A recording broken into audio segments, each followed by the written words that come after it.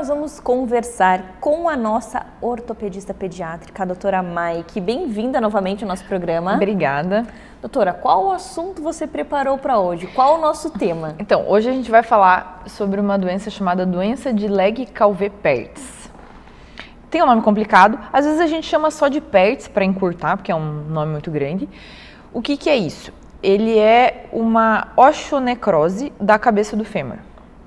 Então, a gente tem na cabeça do fêmur vários vasos que fazem a irrigação dessa cabeça. Por algum motivo, a gente ainda não sabe exatamente por quê, quando e como, falta o suprimento sanguíneo para a cabeça.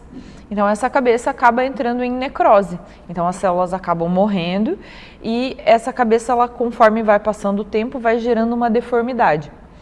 Isso vai acontecer basicamente em crianças dos 4 até os 8, 9 anos de idade. É uma coisa que acontece de uma forma bem espontânea, a gente não sabe achar a causa, então não tem muito como prevenir. E geralmente o paciente vai chegar para a gente no consultório ou no pronto-socorro porque a mãe notou que ele começou a mancar. Do nada ele começou com queixa de dor no quadril e ele manca. Então, daí ele chega pra gente e fala, tá com a claudicação, e a gente olha no exame físico, a gente vai ver que ele tem algumas restrições de mobilidade. Ele vai ter um pouquinho de a abertura da perna diminui, a gente tem algumas rotações ali do quadril que diminuem. Porque essa cabeça, ela acaba fazendo um processo inflamatório como um todo por causa da falta de sangue. Esse evento, ele é único, então ele faz a falta de sangue e acaba que conforme vai passando alguns dias, esse sangue volta. Só que isso já é o suficiente para causar algum tipo de dano. Então a gente sempre, quando eu vou explicar para as mães, eu comparo a cabeça do fêmur com uma casquinha com sorvete em cima. Então a bola de sorvete, quando acontece essa necrose, a cabeça é igual, ela fica bem molinha, fica toda mole. E se você continuar botando força em cima, ela deforma. Então, se você ou como uma esponja, por exemplo, se você apertar a esponja, ela amassa. E a mesma coisa que acontece com a cabeça a cabeça do fêmur nessa doença. Ela é uma esponjinha, toda molinha, porque o osso que faz a resistência, ele está mole e necrosou. Então, a gente precisa dar tempo para esse quadril reagir, para ele voltar a ter o formato e deixar ele mais durinho, como é o normal. E aí como que é o tratamento? A gente espera, a gente entra com o medicamento, com cirurgia? Conta para nós o que vocês fazem nesses casos. Medicamento a gente não tem muito, a gente sempre faz medicação para dor, diminui a dor do paciente, porque eles têm um pouco de desconforto, um pouco incômodo, mas a melhor forma de tratar é tirar a carga. Então, é evitar que aquela cabeça amasse. Como é que a gente evita que a cabeça amasse? Não deixando o paciente pisar. É uma fase bem difícil de tratamento, porque são crianças de 4, 5, às vezes 6 anos, super ativas, que a gente tem que tirar a carga. Então, a gente não pode deixar pisar. A gente geralmente libera para fisioterapia, para a fisioterapeuta conseguir manter o movimento. Então, para o quadril ter um movimento normal, igual o do outro lado, mas sem botar peso em cima. Então, a gente libera para físio e para natações e atividades físicas dentro d'água, porque dentro d'água o peso do corpo não faz essa deformidade em cima da cabeça. E geralmente os acompanhamentos são mensais, assim, a gente precisa ver essa criança todo mês com radiografias para ver como é que essa cabeça está evoluindo. Porque se a gente notar que a cabeça não está evoluindo da maneira com que a gente gostaria, ela está ficando muito deformada, o quadril não tá rodando do jeito que ele deveria, aí a gente precisa, às vezes, fazer um gesso, às vezes deixar um pouquinho mais internado em tração cutânea para aumentar esse espaço e diminuir a pressão em cima. Porque o nosso objetivo com o tratamento é manter o arco de movimento normal do quadril. Então a gente tem ali, o quadril nada mais é do que uma bola dentro de um soquete, que ele faz esse giro todo do quadril. Quando a gente faz a físio e tira a carga, o objetivo é exatamente esse, que o quadril doente mantenha esse movimento. Se a gente conseguir manter esse movimento, a cabeça ela fica com formato redondo. Na hora que a gente nota que esse movimento está diminuindo, é porque a cabeça não está redonda. Daí a gente precisa fazer alguma coisa um pouco mais aguda, assim, às vezes internar, às vezes botar um gesso para evitar mesmo que esse paciente pise. E geralmente esse processo dura ali 1 ano, 1 ano e meio. E aí depois disso a gente faz o acompanhamento, porque às vezes pode ficar uma deformidadezinha residual, assim. E quanto mais novo o paciente, melhor é a evolução da doença. Então, às vezes os pacientes mais velhos podem ficar com algum problema, alguma sequela maior no quadril. Os mais novos acabam evoluindo de uma maneira melhor. Entendi. Obrigada por trazer esse assunto para nós.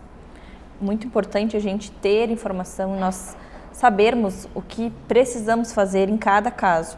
E quando a gente fala em ortopedia, a doutora Mike tira todas as nossas dúvidas. Se por acaso você segue com alguma dúvida ou sobre algum outro assunto da ortopedia, manda para nós que a doutora responde, né, doutora? Com certeza. Obrigada e até a próxima. Até a próxima.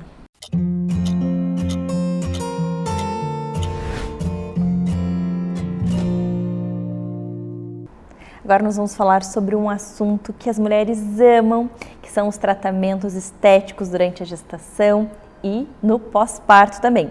Naquela fase do puerpério que as mulheres não estão se sentindo muito bem com a pele, com o corpo, aí a gente tem o auxílio da medicina das nossas dermatos para cuidar um pouquinho de nós. E agora a gente vai conversar com uma dermato maravilhosa, a doutora Lilian, bem-vinda novamente. Obrigada, é um prazer estar com vocês aqui hoje. Doutora, então assim, quando a gente pensa em tratamentos, procedimentos estéticos, o que pode na gestante e depois pensando lá no pós-parto também, ali no puerpério, que envolve a amamentação, o que a gente pode tratar nessas mulheres? Uhum. Bom, então a gente sabe que a gestação é um período único, né? E a gente estimula as gestantes, na verdade, a realizarem bem poucos tratamentos estéticos durante a gestação. Porque, por exemplo, a maioria dos procedimentos estéticos realizados hoje injetáveis, por exemplo, a toxina botulínica, o ácido hialurônico, eles não têm estudos que tragam alguma segurança, né, que mostrem uma segurança. Então, a gente contraindica a realização deles durante a gestação.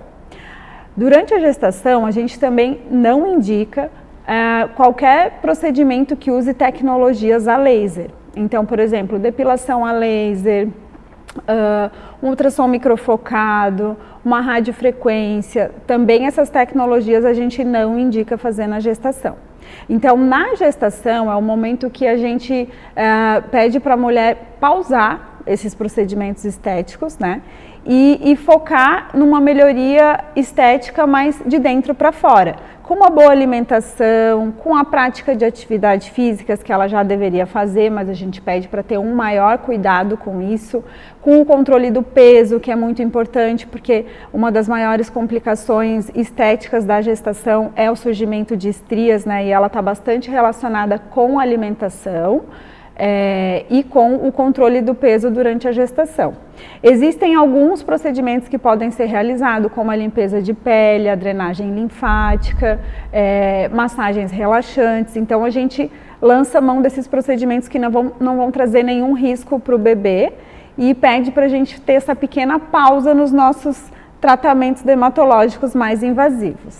E daí, quando a gente pensa no pós-parto, naquele período do puerpério, isso, que daí a gente já tem uma queda capilar. Isso. Então, assim, no puerpério já muda um pouquinho, tá?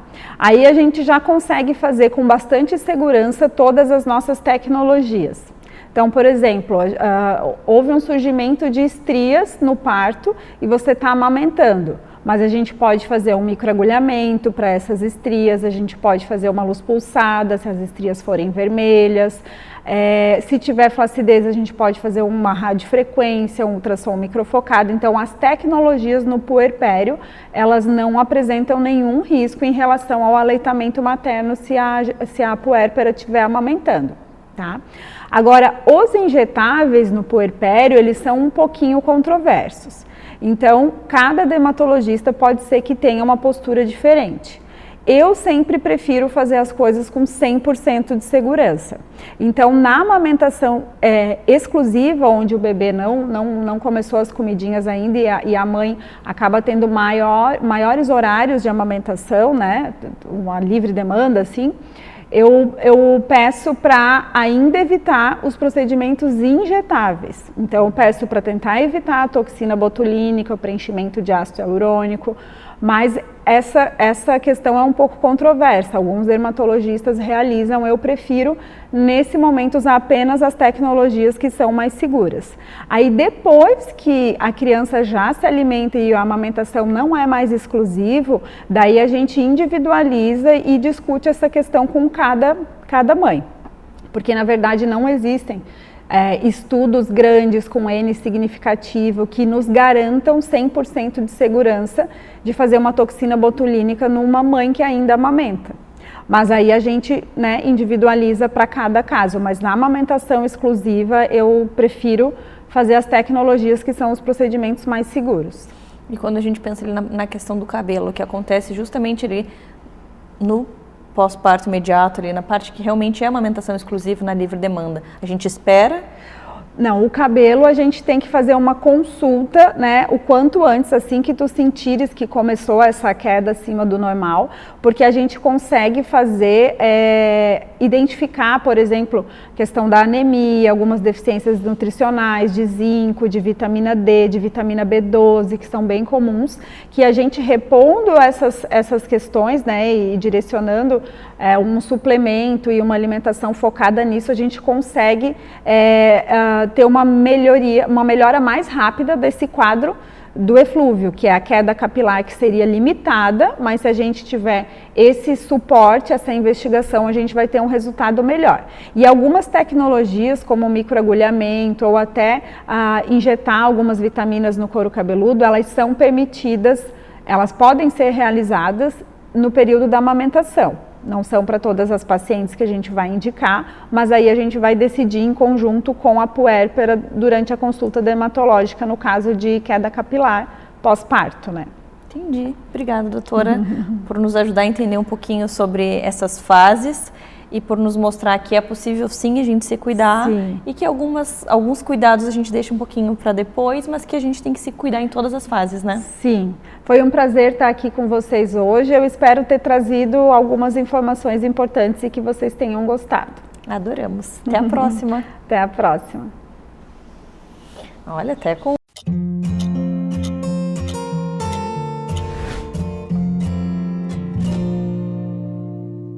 Vamos conversar agora com o nosso neuropsicopedagogo do Minuto Mamãe Bebê, o Leonardo, sobre ABA. Você já ouviu falar sobre esse assunto? Nosso neuropsicopedagogo vai trazer informações sobre e nos explicar quando que essa técnica é aplicada. Bem-vindo novamente ao nosso programa. Olá, pessoal. Boa tarde. Boa tarde, Mariana. Boa tarde. Obrigado pelo convite mais uma vez. E, bom, o que é a ABA? A ABA ela é a análise do comportamento aplicado e ela é uma metodologia de intervenção muito comum na psicologia para determinados casos de dificuldade de responsividade social e especialmente o transtorno do espectro do autismo. Então, a gente sabe que quando a gente busca ajuda para uma criança, para um autista, a gente tem várias terapias, várias possibilidades. Quando que é indicado utilizar essa ferramenta? Quando usar a ABA para o auxílio, para a terapia, enfim, para acompanhar essa criança? Muito boa pergunta. Bom, é interessante a gente bater uma coisa, que a ABA não é a única metodologia de se trabalhar. Existem outras, mas é uma metodologia que tem se mostrado muito interessante, tem se mostrado muito eficaz. Ela é a análise do comportamento aplicado porque, em primeiro lugar, ela faz uma análise, ela gera dados que vão poder ser avaliados para dizer isso está dando certo ou não está dando certo.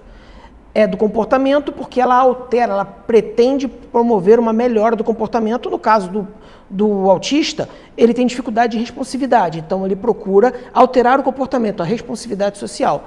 E aplicada porque ela não é exatamente uma teoria para a gente ficar divagando, ela é realmente um elemento a ser usado na prática para melhorar a situação do elemento do autista ou de outras necessidades especiais que pode ser empregado. Por exemplo, eu tenho empregado um caso de Down também.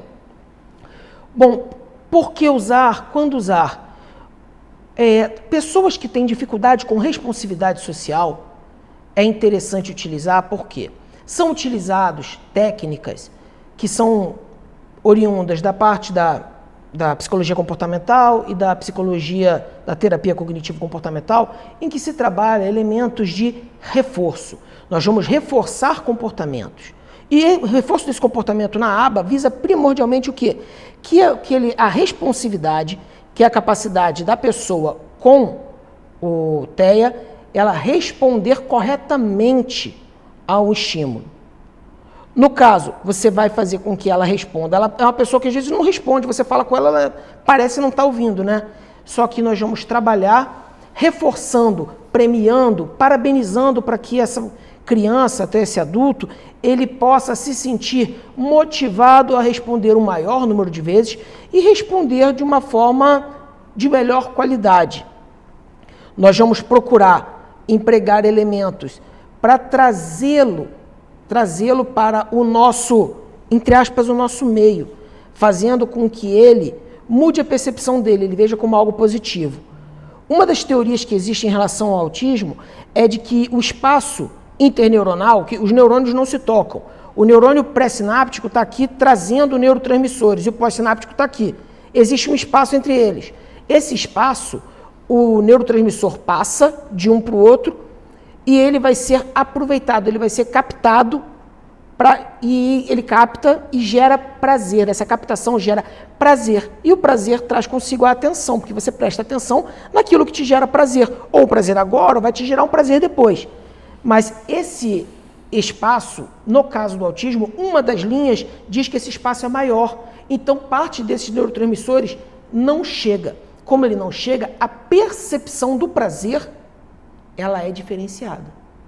No caso, dependendo do nível de autismo, a pessoa não tem uma resposta adequada porque ela não tem prazer com aquilo. Ela não vê o porquê fazer aquilo. Então, nós, através do ABA, nós vamos trabalhar uma forma de reforço, fazer com que a pessoa se sinta bem em responder adequadamente. E como que a gente pode notar as melhoras, o que acontece? Bom, através dessa estimulação que nós vamos fazer, o que vai acontecer? A primeira coisa, a percepção de quem está sofrendo essa interação através do ABA, ela vai melhorar, ela vai passar a entender as pistas. Isso é, aquela pessoa que está demonstrando, está fazendo uma cara de que não está gostando do assunto. A pessoa que tem dificuldade com a responsividade, ela não nota muitas vezes. Ela vai passar a perceber isso, é o primeiro passo. Em seguida, ela vai ter a cognição disso. Ela vai interpretar aquela cara de que não gostou ou que gostou do que está acontecendo. Baseado nisso, vai acontecer a comunicação correta. Aquela melhora que eu falei da qualidade, a quantidade de resposta, aí ela vai entrar em prática, ela vai acontecer. Vendo tudo isso dar certo, nós chegamos à situação do quê? Da motivação. Isso vai aumentar a motivação dela em ter essa participação junto aos outros. Ela nunca vai deixar de estar no espectro do autismo, ou nunca vai deixar de ter algumas dificuldades que são relativas, que nós vemos em outras atipias neurobiológicas. Mas vai haver uma melhora. E, por fim, isso vai aumentar a interação social, vai fazer com que ela consiga se colocar no lugar do outro, ela consiga se perceber como parte do ambiente e, dessa forma, ela aumente a participação dela, ela consiga responder os estímulos das outras pessoas.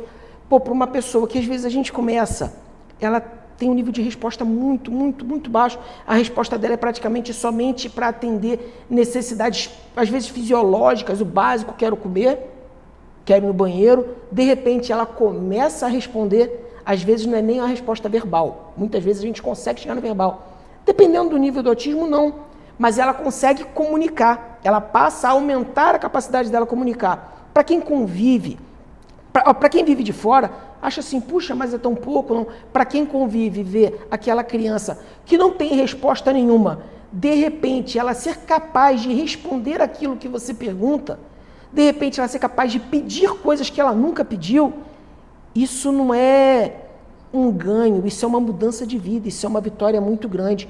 Isso é abrir um mundo novo para os pais, para aqueles que convivem com a criança e para essa criança também, porque ela vai ser um cidadão, ela tem que participar da sociedade no futuro.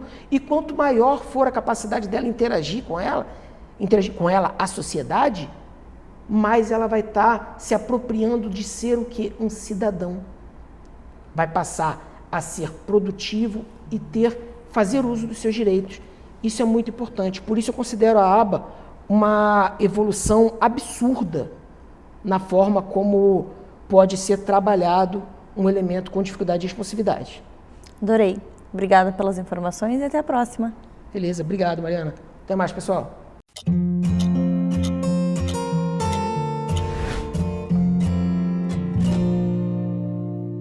Vamos falar sobre os olhinhos das nossas crianças, é claro, com a nossa oftalmologista pediátrica, a doutora Thaís. Bem-vinda novamente. Obrigada. O que você preparou para nós hoje? Qual o nosso assunto para abordar com as famílias que nos acompanham? Então, hoje eu separei para a gente falar sobre diabetes nas crianças e as alterações que o diabetes pode causar nos olhos. Porque isso já é uma coisa que algumas pessoas não sabem, mas o diabetes pode causar muitas alterações dos olhos e alterações graves que podem levar à cegueira. Então é muito importante a gente saber que existe, né, essas alterações dos olhos e como é que a gente faz para a gente acompanhar e tratar, né? Então, assim, o diabetes nas crianças, ele normalmente, né, porque tem aquele diabetes tipo 1, diabetes tipo 2 e diabetes gestacional, né, são os 3 tipos de diabetes. E as crianças normalmente têm o diabetes tipo 1, que é um tipo autoimune, né, em que daí destrói as célulazinhas do pâncreas e normalmente aparece nas crianças mesmo, né, mais novas. E ele normalmente começa, né, com a criança tendo aqueles episódios ou de uma hipoglicemia, então a criança começa a passar mal mesmo, né, então a ficar muito mal, a desmaiar ou algum problema que tem que ir para o hospital, ou começa a fazer muito xixi, a tomar muita água e a comer demais, né? Então, normalmente é o quadro que a criança abre com o diabetes, e daí quando ela vai lá na emergência, ou ela tá com um pico de glicemia muito alta, ou tá com a glicemia lá embaixo, tendo uma hipoglicemia, e daí acaba sendo internada e tudo mais, e daí tem o diagnóstico de diabetes e começa a tratar com insulina. Então, ali ela começou a ter o diabetes.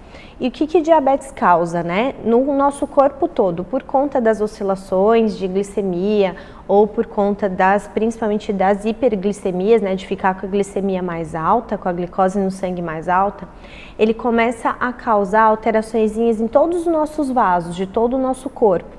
A estrutura dos vasos sanguíneos, ela começa a ficar com problemas, né, principalmente pelo acúmulo da glicose, e acaba dando problemas na estrutura mesmo, e eles acabam primeiro começando a fazer uns aneurismazinhos, aí eles começam a ficar mais frágeis, aí eles começam a sangrar com mais facilidade, e depois que eles começam a funcionar de uma maneira muito errada, nosso organismo, numa tentativa de compensar, ele começa a produzir fatores que fazem com que estimule a produção de mais vasos, de novos vasos, para tentar compensar o trabalho daqueles vasos que estão funcionando errado. E isso acontece no nosso corpo todo, inclusive dentro do nosso olho, lá na nossa retina. Então, quando uma pessoa tem diabetes, inclusive as crianças quando têm diabetes, elas podem começar a fazer essas alterações desses vasinhos dentro do olho e o olho não funcionar mais direito. E daí esses vasinhos, né, funcionando errado, eles podem sangrar e principalmente, né, a principal alteração que causa é lá na nossa retina, lá no fundo do nosso olho, que daí esses vasos sangram e pode daí a criança não enxergar direito pelo sangramento, ou pode ter produção de vasos novos e esses vasos acabam puxando a retina e causando descolamento de retina, ou pode ter inchaço das camadas de retina e outros problemas, glaucoma, catarata. Então, o diabetes pode causar muitos problemas dentro do olho. E aí, o que a gente tem para fazer? Como que a gente pode tratar a criança? Primeiramente, eu acho que a gente tem que ficar em alerta aos sinais que você falou e o quanto antes procurar uma ajuda profissional, né? Isso. Daí, então, o que a gente hoje, né, recomenda, né? Quando a criança tem um diagnóstico de diabetes, esse diabetes tipo 1, né, que é esse que abre um quadro já normalmente tendo que ser internado no hospital. A partir dali, normalmente as alterações que dão nos vasos, elas começam depois de 5 anos de doença, né? Então, essas alterações que podem causar um dano que precisam ser tratadas. Então, no momento do diagnóstico, a gente conta ali 5 anos e a partir desses 5 anos a gente tem que começar todo ano fazer um mapeamento de todas as estruturas do olho com bastante cuidado para ver se já tem alterações das estruturas do olho por conta do diabetes. Porque hoje tem uma taxa assim, que cada ano que a gente tem diabetes, a gente aumenta o risco dessas doenças. Então pensa assim, uma criança que teve aí, o diabetes começou com 10 anos. Normalmente depois de 5 anos ela já pode ter uma alteração e cada ano que ela tem a doença, ela vai ter mais chance de ter doença, né? Então a estatística é mais ou menos assim, depois de 5 anos, em torno de 10% já pode ter uma alteração no olho. Depois de 10 anos de doença, mais da metade das pessoas tem alguma alteração dentro do olho, se a gente não tiver um bom controle da doença. E depois de 15 anos, mais de 90% das pessoas com diabetes têm alterações no olho. E entre essas que têm 15 anos, tem uma estatística de que quase 10% podem ficar cegas ou são legalmente cegas, principalmente as que têm um controle muito ruim do diabetes, que não tratam direito com insulina, que não fazem atividade física, que não se alimentam direito. Então, quanto mais tempo tem de doença, maior é o risco, quanto pior o controle, maior é o risco. Então, se você for pensar, essa criança que começou com 10 anos, com 25 anos, se ela não cuidar, ela já pode estar cega. Então, é bem importante esse cuidado. E isso eu falo mais do diabetes tipo 1 porque ele é o mais comum na criança, mas hoje a gente tem que também ficar ligado que tem o tipo 2 também nas crianças. Que o tipo 2 ele é o mais comum nos adultos, que é por conta, né, de resistência à insulina, principalmente nas pessoas que são obesas, mas a gente tem que já saber que a nossa realidade aqui no Brasil, a gente tem em torno de 10% das nossas crianças que já são obesas. Então, elas têm mais risco também de ter diabetes e tendo esse diabetes tipo 2, né, na infância, elas também têm mais risco de ter alterações dentro do olho. Então, como que a gente faz, né? Quando tem diabetes daí tipo 2, aí a criança, desde o momento do diagnóstico, ela já tem que começar a fazer esse rastreio todo ano ou a cada 6 meses, dependendo da gravidade, com os exames dos olhos, para a gente ver se tem alguma alteração. E se tem alguma alteração, a gente trata o quanto antes para evitar que tenha maiores danos e maior perda de visão. E daí a gente vai ficar acompanhando sempre bem de pertinho, tanto com o oftalmo quanto com os outros profissionais, né? Pediatra, nutricionista, endocrinologista, porque é um tratamento que vai exigir bastante cuidado de todo mundo junto. Adorei. Obrigada pelas informações e até a próxima. Até.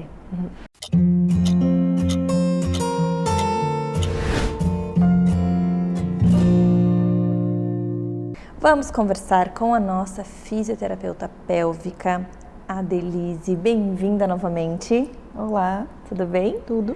Qual o assunto que você preparou para hoje? O que vamos falar? Como vamos ajudar as pessoas que estão nos acompanhando a entenderem um pouco mais sobre o teu trabalho e sobre o corpo? Sim, hoje a gente vai falar sobre prolapso de órgãos pélvicos. O que seria? Conta tudo para nós. Então, na verdade, o que acontece? A mulher, ela sente geralmente, né, uma bola realmente dentro ali do canal vaginal, ou dentro, ou às vezes até fora do canal vaginal.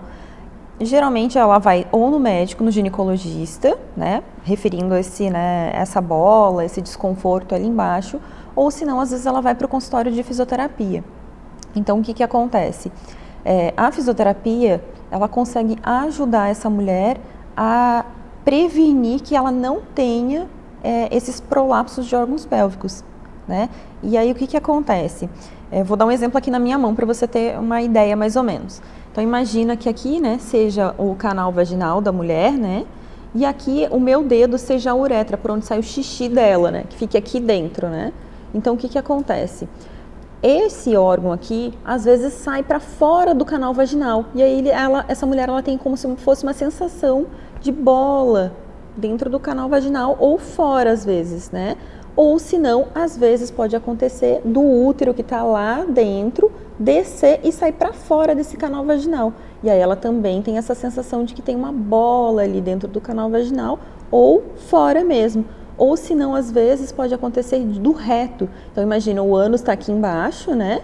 E aqui que acontece? Aqui é o quê? O reto. Então ele às vezes sai para fora do canal vaginal. E aí essa mulher também tem essa sensação de que tem alguma coisa ali incomodando. Então toda vez que ela anda, ela sente essa bola descer. Quando ela levanta, ela sente essa bola descer. E às vezes essa bola sobe. E aí ela tem esse desconforto ali embaixo. E aí o que acontece? A gente já sabe hoje em dia, né, que a fisioterapia ela consegue o quê? Prevenir esses órgãos pélvicos. Como? Trabalhando o exercício de fortalecimento dessa musculatura.